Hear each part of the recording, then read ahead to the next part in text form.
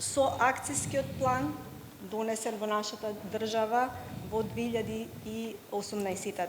Ние направивме огромен исчекор во промовирањето на човековите права, особено сексуалните и репродуктивните права.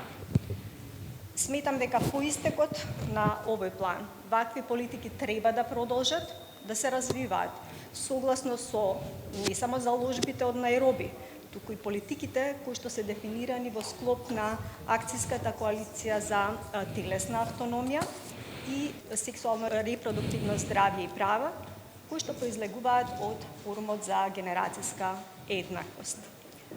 Меѓутоа, сепак, не може се да се сведе на институционални решенија. Особено значајно е да ја сензибилизираме нашата поширока јавност за значењето на телесната автономија и на човековите права воопшто. Поразувачки е фактот дека иако географски и цивилизацијски припаѓаме на Европа, дека ги негуваме европските вредности и кај нас се случуваат кршења на човековите права. Се уште се склучуваат малолетнички бракови, присутно е родово базираното насилство и други штетни навики. Тоа е недозволило и неприфатливо.